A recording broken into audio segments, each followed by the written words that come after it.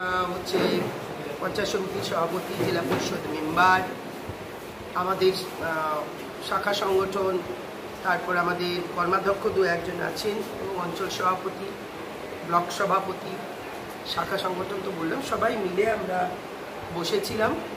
আমাদের অনেক রাস্তা মমতা বন্দ্যোপাধ্যায় করে দিয়েছেন এই মামাটি মানুষের সরকারের আমলে। ইতিহাস তৈরি হয়েছে, কিন্তু 34 বছরে না করে দেওয়া কাজগুলো আজকে আমাদের করতে হচ্ছে। ফলে বেশ কিছু রাস্তা এখনো বাকি পড়ে আছে, যেগুলো চলাচল করা যাচ্ছে না। বৃষ্টি বাদলের দিলে আরও বেশি কাদা হচ্ছে, যেগুলো আপনারা মিডিয়াতে মাঝে মধ্যে তুলে ধরছেন। আমরা সেইগুলো নিয়ে আজকে পর্যালোচনা করেছিলাম। এসেনশিয়াল কোনগুলো প্রায়োরিটি লিস্ট তৈরি করে আমরা দপ্তরে দেবো এবং মুখ্যমন্ত্রী সরাসরি মুখ্যমন্ত্রীকে যারা যারা জানিয়েছে সেগুলো নিয়েও সার্ভে হচ্ছে, সে কাজগুলোও আগে হবে।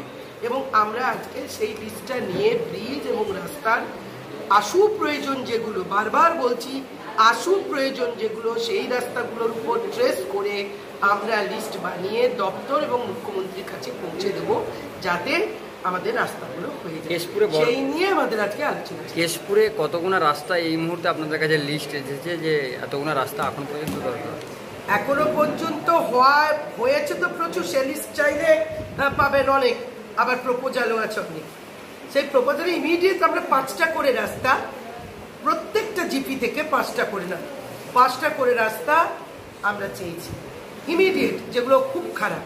সেই 5টা করে রাস্তা নিয়ে আমরা সেইটা সবার আগে আছে হয়তো 10টা রাস্তা, কিন্তু আমরা প্রথম 5টা রাস্তা থেকে টার্গেট নিচ্ছি, যাতে প্রত্যেকটা জিপিতে 5টা করে আশু প্রয়োজন যেগুলো খুব দরকার মানুষের, অ্যাম্বুলেন্স যেতে পারছে না, মানুষ বেরোতে পারছে না, স্কুল কলেজে যেতে পারছে না, ICDS এর রাস্তা খাওয়ার খেতে বাচ্চাগুলো যেতে পারছে, সেই রাস্তাগুলো আমরা ইমিডিয়েট করার জন্য সেটা নিয়েছি। তাহলে আমার 15টা জিপি, তাহলে 15 × 5 কত হয়? 75।